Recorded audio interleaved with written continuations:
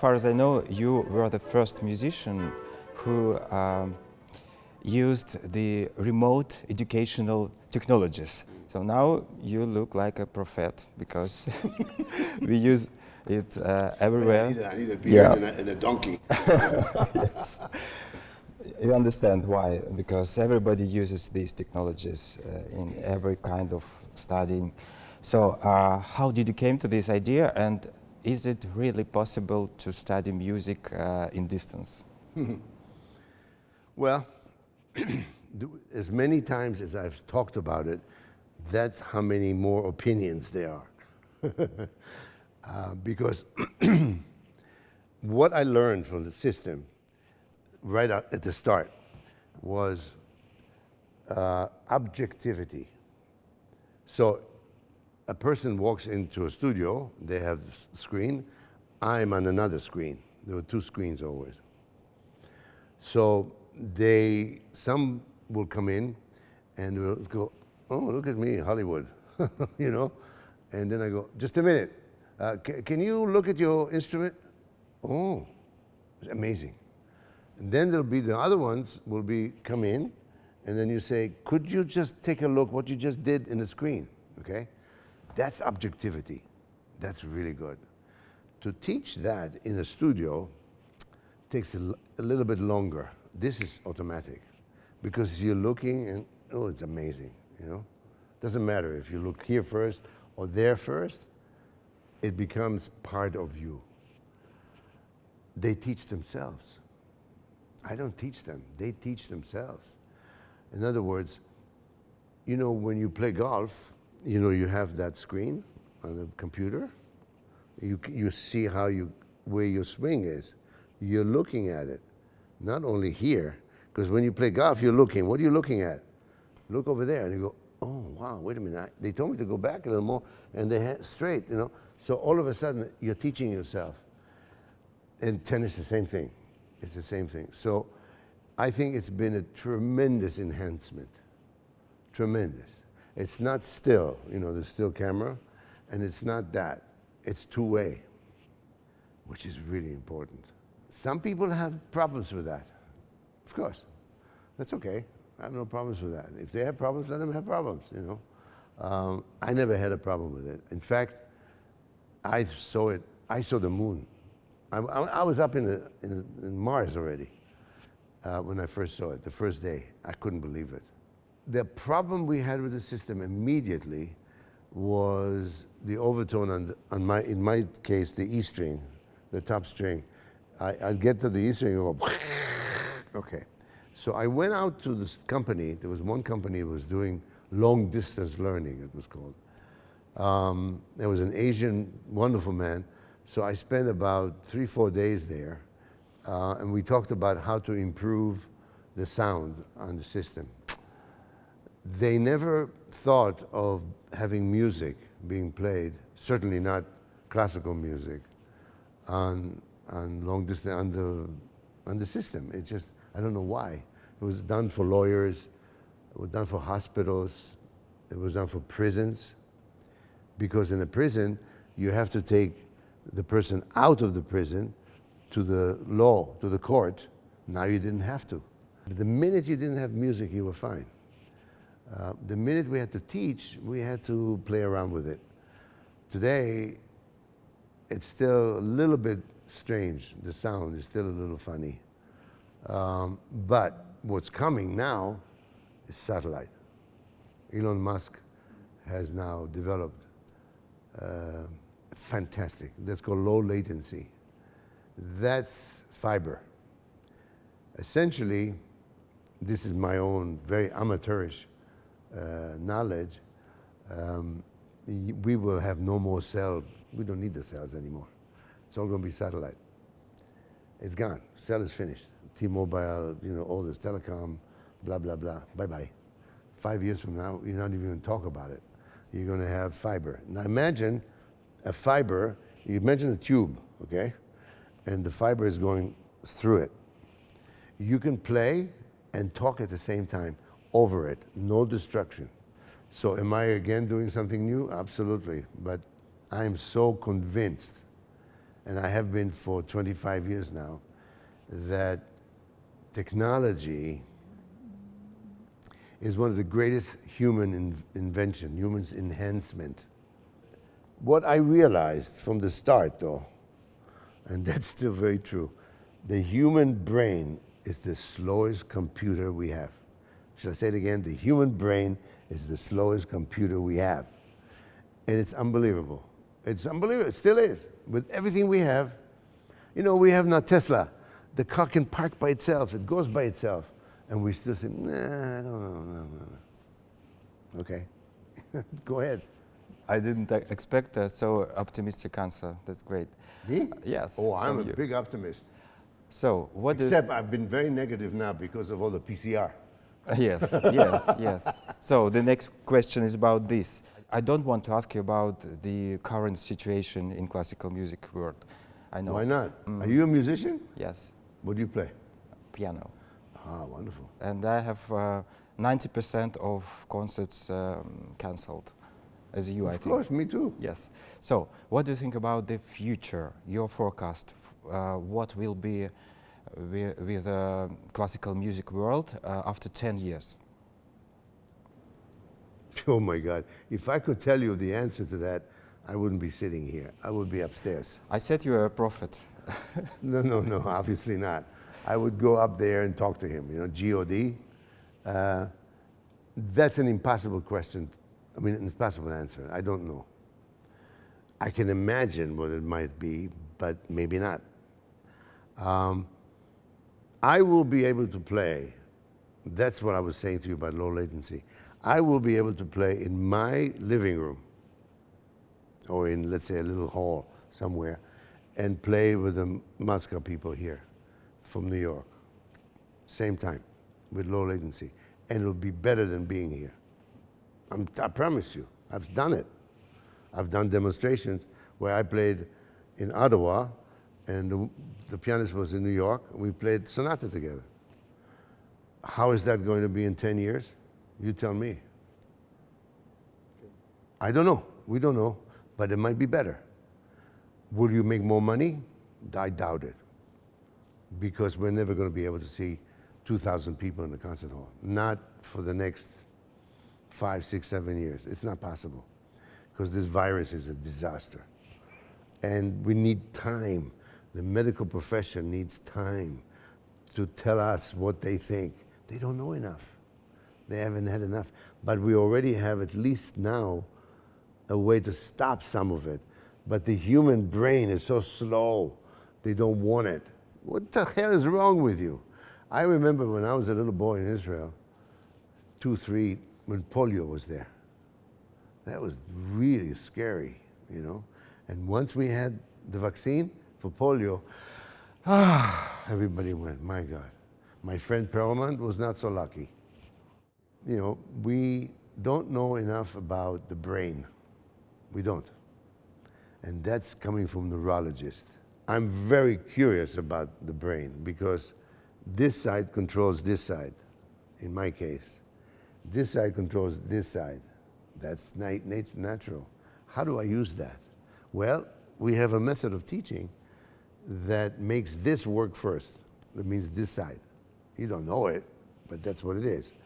So when you have that doing well, it usually sounds good, right? Well, you know what? If it sounds good, you make more money. So I started calling it the bank account. Really? But it comes from an old tradition of Yes, hour and flesh and galamian and blah, blah, blah. We have to find new possibilities now of communications between people. You now can talk to me in Russian and I can put it on my computer in English. Yeah, tell me when that happened last time. 25 years ago. What? Okay, that's amazing. I think it's fantastic. But it makes our brain more lazy. You don't need to study to... Maybe yours, not mine. Okay. Come on, don't be silly. When you share information, your brain doesn't go to sleep, it wakes up. I see that with my kids. When the kids didn't go to school this year, they did great, you know. It depends what you do with them at home. Of course. You know? Listen, a lot of things have changed. A lot of things will change. Maybe a little slower, maybe a little faster. But I tell you one thing that doesn't change. The sun comes up in the east and sets in the west. That's it. Okay? That's it. You can't change that. Thank God. We're trying to. But it's really amazing. And I got very curious about the brain when I was about 24. My father had a stroke. He played the violin, and he played Mendelssohn concerto. That saved his life in Auschwitz, okay? So one day I was with him at home, and I said to him, he couldn't really talk very well. I said, you want to play Mendelssohn? He said, I said, no, I'll go behind you, I'll do this, and you do this. Wow. I'm telling you, it was amazing. So he went, boom, right there. Now this guy was, he shuffled with his foot. The whole right side was about 80% gone. But I said to myself, how can that be? How can he do this and feel where he is? I mean, he's a sick man. That shows you we don't know anything about the brain. So I started asking questions. And that's when I really started getting serious about how to help other people to play. Because once we play music, we have layers and layers and layers of brain we haven't used yet. I think that the music itself is so powerful, and it gives you such assurance about what the future will be. Not today. I don't care about today. It's finished. Tomorrow I'm playing concert here in Moscow. We have a link. My wife will watch it at home. Friends I'm going to send the link to. It's amazing. Where did you ever see that? I mean, if there are 50,000 people, maybe more, where did you ever think you're going to get 50,000 people to watch one concert? Carnegie Hall is 2,700 people, but they can't come in now because of COVID. So you need time to adjust to things. That's hard. Most people are still looking at this. It's like the sun is right in their face, and they go, well, the sun is not in your face. And if it is, put your sunglasses on.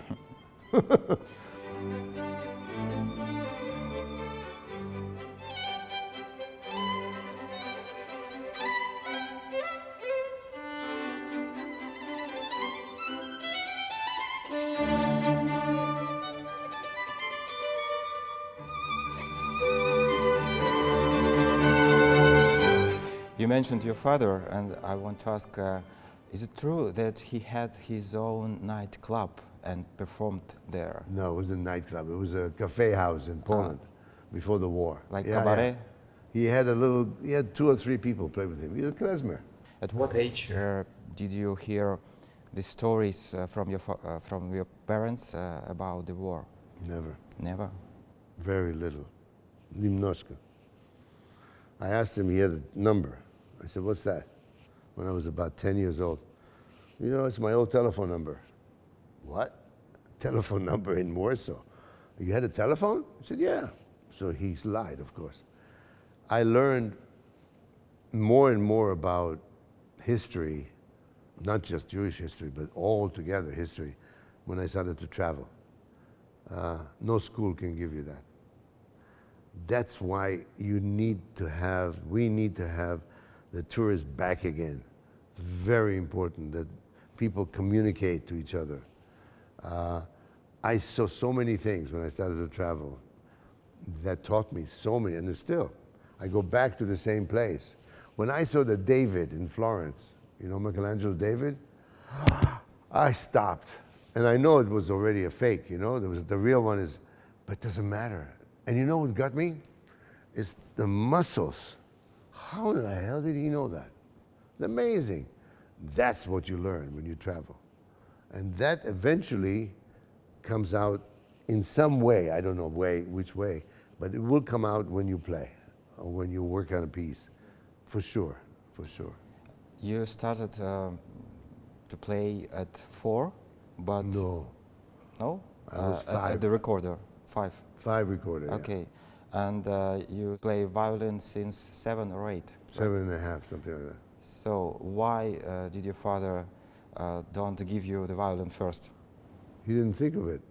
I played recorder and then clarinet, and then a friend of his, Weinstein, had a violin store, and we were there one day, and he said, Yehuda, why don't you give him a violin? He says, I don't have one. So he said, here. He took one down, and he said, give it to me, and that's it. The rest is history. Is it difficult to start, to begin The studying violin? Ugly sounds and... Well, it's not as easy as the piano. Exactly. But it depends how you approach it with a child.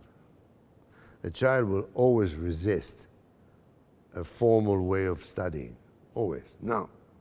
Mommy, I'm not doing it. No, I want to go outside. Oh, wait, you do your homework. No. Okay. Why do we do that? I don't know. But I always wanted to hear sounds. That I had perfect pitch.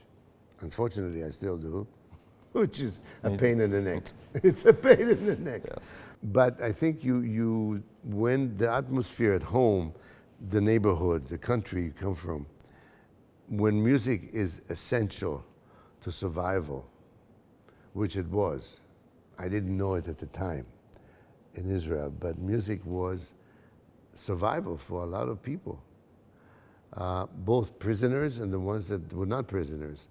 In fact, Germany, ironically, the survival of the species, music, you know, it's unbelievable when you think about it. But hey, that's the way it is. So it's important that we somehow understand what it is that we need to do for oneself. That I was very lucky. I had fantastic teachers. I had great background, an enormous amount of wonderful mentors that showed me a lot of things that they learned. And I took it a little further, that's all. Now I'm doing it with the younger people for many years already. So you leave that as a path for them to find out what it's about. Because what we do is a very long journey. Very, very long journey. Sometimes the journey gets screwed up. It's a war, it's a disease, I don't know. It could be a whole bunch of different. Pain is very difficult to take care of. But if you don't have pain, you don't know what pain is, what good is. What good is it if you don't have pain? Then you don't know how you feel when you're really feeling good. You gotta have some pain somewhere. You're gonna have it anyway. It's gonna happen. So, but we need to prepare that person. What I find extraordinary is when I do feel down, I just go to the violin and I play some Bach. Mm-hmm. Because that's the golden rule. That's the power of music. Do I show it to the students? Of course I do it. Do they understand it? I don't know. I'm not going to sit there and find out. I don't have time. I have to teach more, you know? Yeah. You said about that the music was the survival for people. I guess the majority of great violinists in the world are Jews, and we are Jews. So do you think there is some connection? Where did you get this question? Where did you learn about that? From my head. From your head? I know so many Jewish violinists, like Joshua Bell, Itzhak Perlman, you, Maxim Bengerov. How about Sarasate? No. How about Vioton? No. How about Wieniawski? I said majority. How about Spohr? They were not Jews. Of course. It came from someplace. It had to. The first violinist was King David, that we know, in the Bible, in the Jewish Bible. But it wasn't a violin, it was a harp. But they called it a violin. Okay, I'll give you that. But I don't put things in categories like that. I don't. It has to do with environment, has to do with environment meaning where you come from, your DNA, your homeland, your education, your teachers, your parents, of course, and a lot of good luck. Because a lot of people they weren't quite as lucky as I was to have the kind of help that one needs to give to talented people. This business of Jewish violinists, I don't buy it. Look at all the Koreans and all the Japanese. What are you talking about? It's nonsense. No, I'm sorry. I know I had a lot of arguments, and now I don't have arguments anymore. I just say, I'm sorry, I don't talk about it. Okay? Because I don't like to put people in categories. I don't. You know, they also talk about that there is a body build. For example, the body is so special in Russia. That's why they're dancers. What? No. What? Baryshnikov is not from some kind, you know, it's Baryshnikov. No, it's different. It's not different. It's a model. You have a model, you have long legs, you have a torso, and they're dancing. It's because in the environment, the child, okay, it's the same thing with hockey. Hockey became, in Canada, it was the game. Now, it's Sweden. It's all over the place. Football was in Brazil. They brought it. There was something on the beach. They could go on the beach and practice. The ball never drops on the beach. It's amazing. I couldn't do it. I'm telling not about the body, of course. I'm telling about the mentality. You said about klezmer music, right? Yeah. There was a tradition, Jewish tradition, to play klezmer violin. Well, do you know why? No. There was no television. There was no internet. There was a curfew. Jewish people had to live behind walls. That's nothing to do with their ability. That just grew out of a necessity. So at 6 o'clock in the evening, when they came back and everything was closed, they wrote the music down. A lot of people wrote in Ukraine, in Georgia, in all these places, in Poland. Some amazing music was written for violin, just to play. So they played for each other. It's not Jewish music. It happened to be written by a Jewish person. That's because the environment, they were enclosed. There were only a couple of 100 years that we had freedom, and it was in Czechoslovakia. But even there it stopped, and we have Kafka because of that. So one has to look at it in perspective, you know? Today, you can have a Shabbat service on Zoom. The leitmotif of our talk. Okay, Yes. but that's what it is. You can. I've had people died in Zoom now during COVID. They passed away, and the rabbi did the service on Zoom. I'm thinking, my God, what does he think about that? I couldn't stand it. I said, I don't want to see that. You know, they could not go as a group to the cemetery to bury someone or to go to the church. You know, even if we had the vaccine and even if we had this, they don't allow it. Like in concerts, we only have up to 50%, but that's okay because we will take care of this eventually with some more medication, with more knowledge. But to watch, a rabbi do a service on Zoom for the dead person, I thought, my God, it's 7 days, huh? It's not just one day. The funeral, they usually sit for 7 days, Shiva. Did you watch all the 7 days? Not once. No. Why should I spoil my teaching?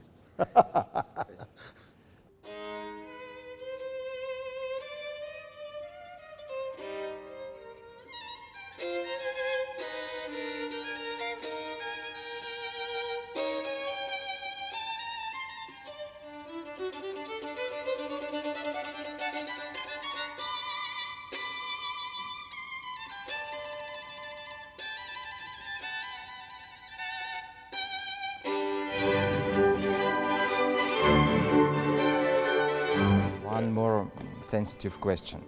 Do you think it's right that Wagner's music is not performed in Israel? What is your opinion about it? I don't have one. Though I don't have an opinion, I have a feeling. I've played Wagner. I've done Wagner, but not in Israel. Because the music is unbelievable. You have to see and hear and study Wagner. If you didn't do that, that's like Marilyn Monroe all of a sudden had no arm. You wouldn't look at that, even though she was beautiful with one arm. Okay? Or a football player with one leg. You can't be a musician without learning and hearing and playing that music. You have to. That doesn't mean I'm going to go to Meistersinger and sit there for hours and hours and listen to the opera, okay? That doesn't mean that. I mean, you have to study it, you have to learn it, you have to hear it, you have to discuss it with people that know it. Like I would discuss Beethoven or Mozart, anybody, okay? Yes. It's not that difficult. The business with Israel, for a while we could also not play any Strauss because Strauss had an affiliation. Richard Strauss. Right, Richard Strauss, right. So there was no Strauss, but that changed. Now you can play Strauss, but you can also hear it on the radio.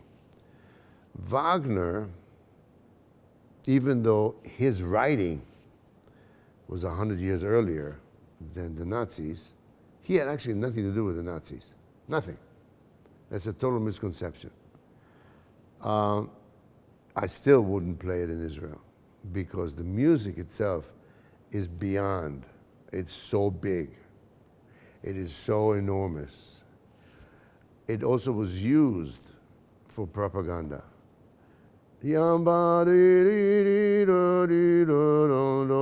That's also used as propaganda. But it's Beethoven. So all of a sudden we say it's okay. Right? Goebbels, okay. But Goebbels used that. Yes. All right. Music has been used for many, many centuries as a tool, as a very powerful tool to sway people's minds. You know? Yes. My own very silly, maybe observation of this is that as long as there are people in Israel that suffered because of that enormous music, because it was used in terrible ways, I can't make them feel like that by playing it. That's wrong. That's just wrong. Why should I make you feel bad? You know? You're my neighbor. I like you. So I'm going to play Wagner tonight? Oy, oy, oy, oy, oy. Okay. There are many facets of time that we need to explain to ourselves. I don't mean explain by talking, just thinking about it. What is the significance of all that? You know what the answer is? I don't know. But I know how I feel when somebody that suffered because of that music, the memory of that is so painful. I saw it firsthand when Eichmann was on trial in Jerusalem. One of the judges, his name was Landau, fantastic guy, amazing, great pianist.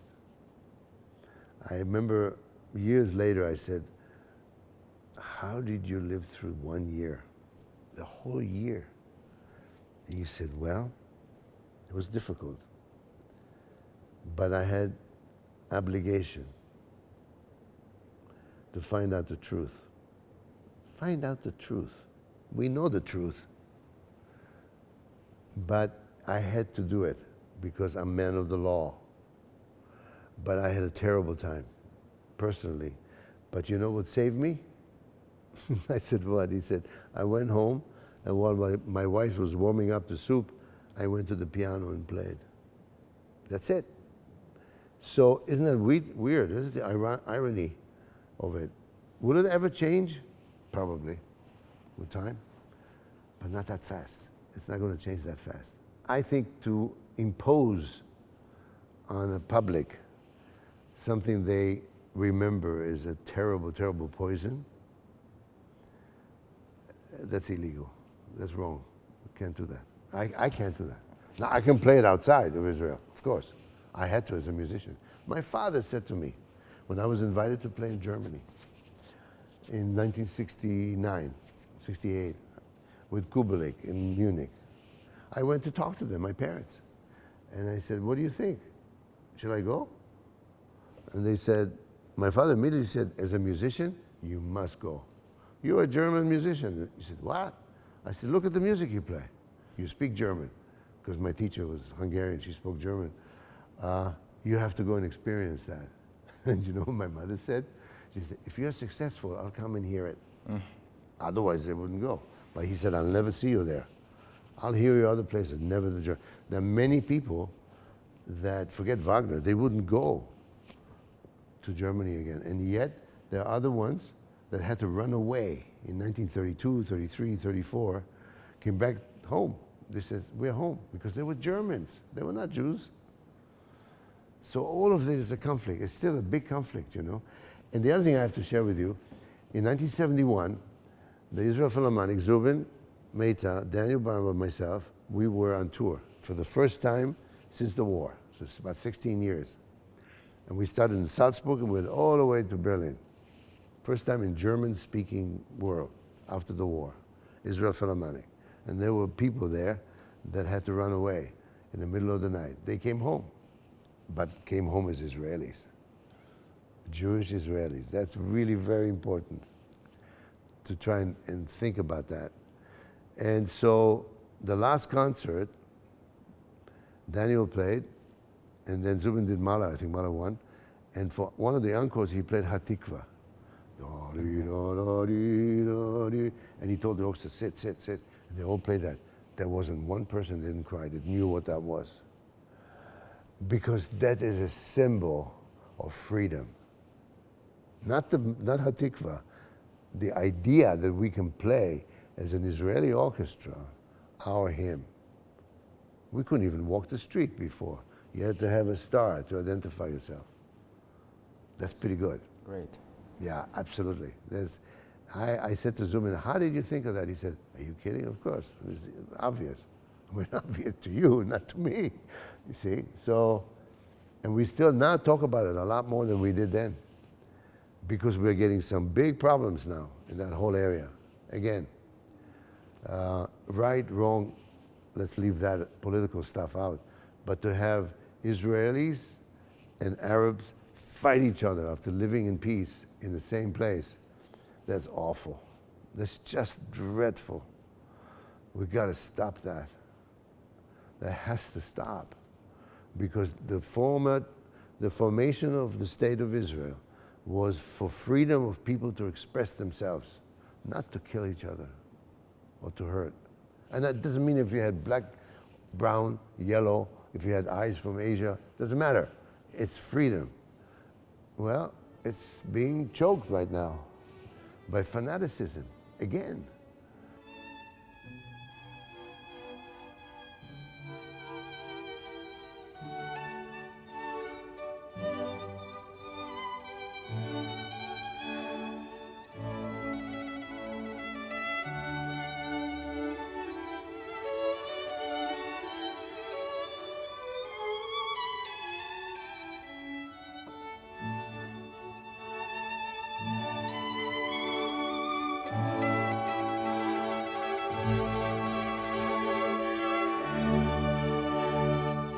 Let's switch to talk about the violins. You know, a lot of people think Stradivari is the greatest master of violins, but you chose Guarneri. Does it make sense for you, the author of the violin, the master who did it, or just the sound? No, of course, Daljizu was amazing. He learned many things from his grandfather, Andrea. And his father was Filius. Now look, you see, he belonged to that family, but he had something else. He had a genius for carving the wood that Andrea did. I have a viola that's from 1640, and my violin is 1740. That's 100 years of the same DNA. And they're very similar in feeling and sound. Of course, one is a viola, it's deeper. The wood itself that he chose was very special. Between 1722 and 44, there was something in Cremona that came by that Daljizu, he just knew somehow. He had a sense for that wood. And of course his hand, it was incredible. We don't know anything about the varnish, but you give me any one of those Guarneri people, family, to play, and it sounds fine. You give me a great Strad, it won't sound as good. It's a chemistry. That's the way it is. So I've always searched out a Guarneri something, you know.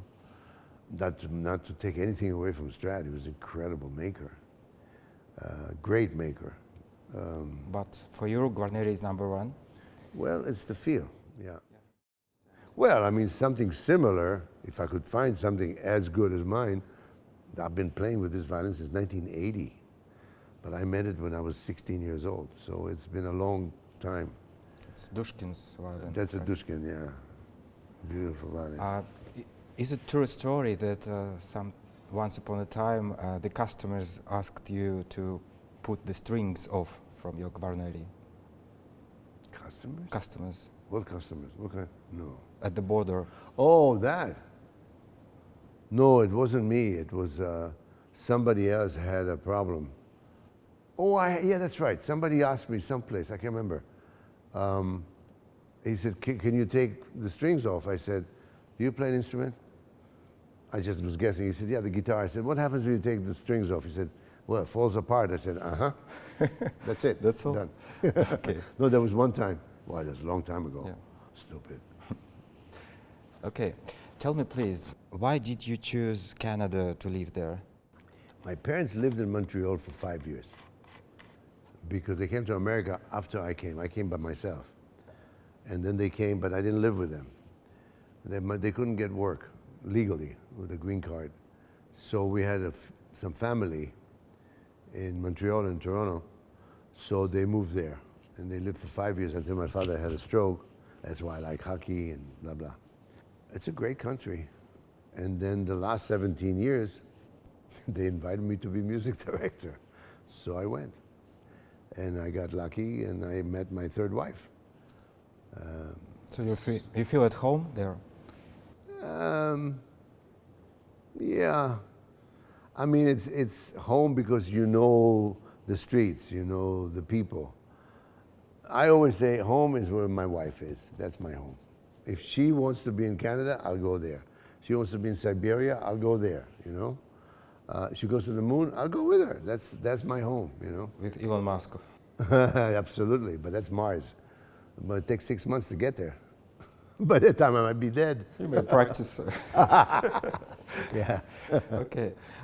Every biography says that you have 2 Grammys and 21 nominations. Yeah. That's great, but I thought, what is it to not to win for 19 times? You understand? No, it doesn't work like that. How does it work? It works that when you win, you win. When you don't win, you're still part of a very elite class. Of course. No, I never thought of that as that's a new one. I never heard that before. That's a bit backwards. Maybe it's in the Russian translation. No, I never thought of. I've never thought about it that way. I don't know. It doesn't mean anything to me. I mean, that's for the industry. And usually it's done by voting, and the votes are fake. I mean, what I mean by, I don't mean to sound like Trump. That's not what I meant. Whoops, bad boy. You can vote for yourself. Really? Oh yeah, you get the, sure. Wow. Shh, don't use that, please. Okay? Several good musicians told me that you can be a very, very good conductor after 80 years. And you can be very good pianist at the same age. But it's very difficult to play violin when you're an old man. Is it true? Well, we've learned to be a little younger at 80 now. Yeah. Milstein played, the last recital he played was 82 years old. And it was fantastic. 82. The reason he stopped is because he had arthritis. And so he couldn't really bend enough, this one, and then he had the second one also. So when he played, he changed fingerings a little bit, this last recital. But then he decided that's enough. 82 years, my God. He's played since he was 4 years old. That's a long time. What is your plan? As long as these sausages still work, I'll play. But the minute it doesn't work right, До свидания. And that's me. That's how I have always thought of. It's not a question of perfection. It's honesty. And I think Natanchik was maybe the most honest person I know. It's more natural for the piano.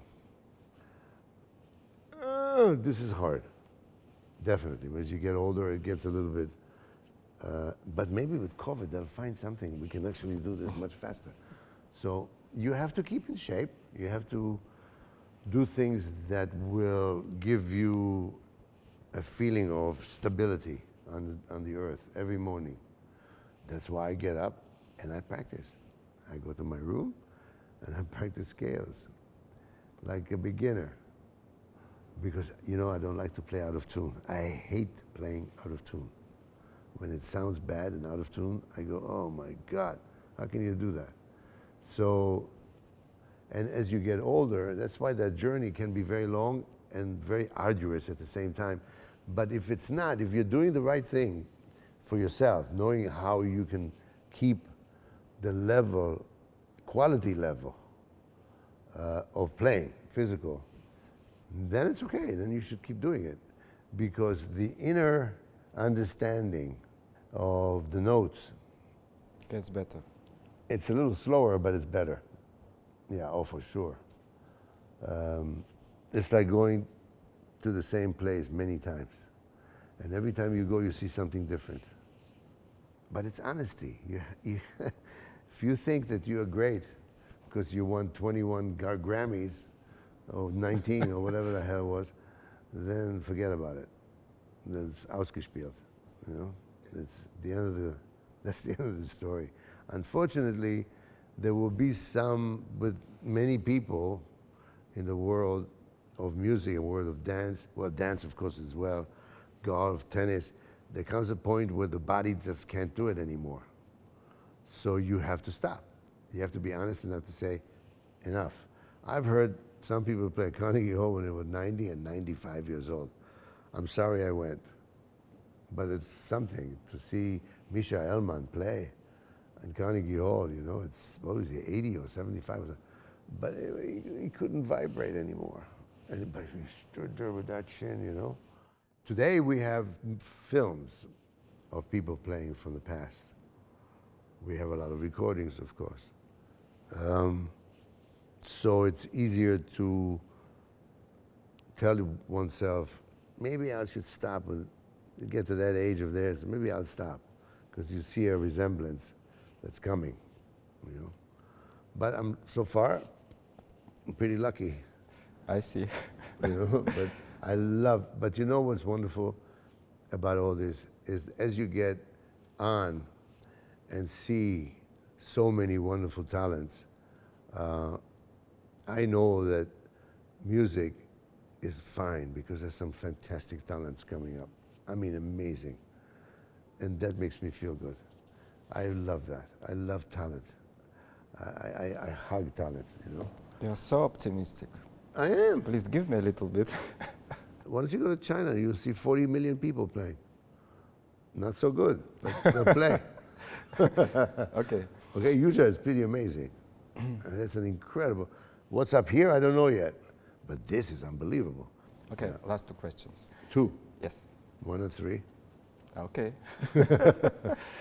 You said right now that you go to the same place many times and you see different things.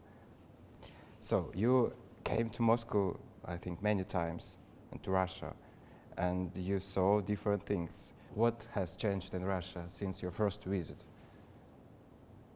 Lights. Lights? It was so dark.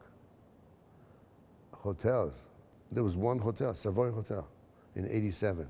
I came, first time. Food. I couldn't eat anything. I got sick. I mean, I really got sick. I couldn't even drink the water to make some chai. 4 days, I lost 4 pounds because I was throwing up all the time. And when I got here, and on the 5th day, I only had Baskin and Robbins, finally. I could eat a little ice cream, morozzino, you know? It was unbelievable. I didn't see very many people because people were afraid to go out. When you went to the marketplace at 11 o'clock in the morning, everything was gone. There was nothing on the shelves of stores, nothing. It was amazing.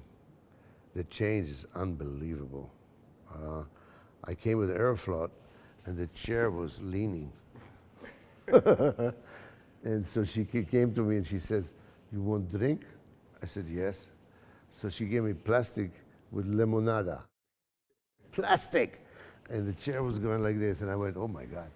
That was Aeroflot. Today, Aeroflot, look at this, one of the best airlines in the world. That changes. The value system of the inner soul of the people that hasn't changed. That hasn't changed. In Kazan and in Murmansk, which I went to and played for the people, that's the same. It's all the same. That's amazing. It just shows you how important music is. Not only Russian music, but music to the Russian people. Unfortunately, back after the First World War and the Revolution, many of the great artists had to leave. But when you sit on the beach in some beautiful place, I don't think you can write poetry. You can think about it or write a symphony. You have to be somewhere enclosed where it's you and that guy upstairs, you know? And that's also with playing, performers. I've, of course, known an enormous amount of Russian artists. It's incredible to have lived already all this time with all these Isaac Stern. I mean, he was 10 months old when he left. But you know what? His mamale was definitely Russian, you know? Mm-hmm. She would make some pierogi, and oh my God, that's Russian. And the behavior was Russian. And the way she gave me a hug was Russian, you know? In America, they're afraid to hug you. Why are you afraid to hug me? Now we're not even allowed to hug. Oh my God. In the class, when the girls play really well, a girl student, I go, "Wow, that was really good." I go over to her, I said, "Come here, give me a hug." She gives me a hug. I said, "Now go downstairs to the president, tell him I just touched you." Yes. You know? Yes. And they go, "Oh, come on." I said, "Well, we're not allowed to, you know." She said, they all say nonsense. Second, you're a Zukerman, as far as I know. Zukermana. Zukermana, thank you. Zukermana means sugarman. That's right. Do you like sweets? I love chocolate. Chocolate. But not too sweet. Not bitter, but just, I like chocolate, yeah. Oh, yeah. Okay. I like cheesecake, too. Good cheesecake in New York.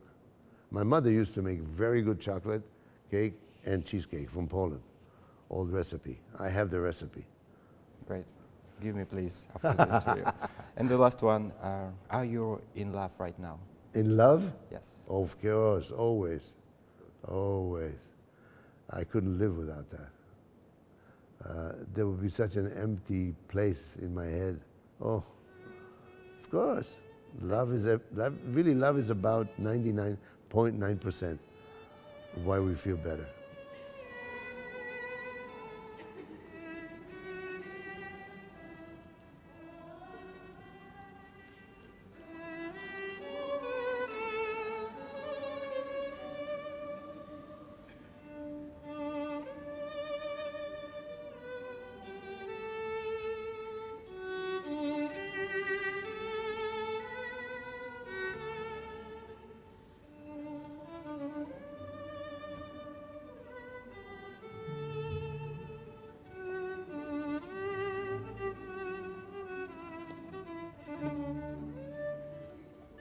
Спасибо.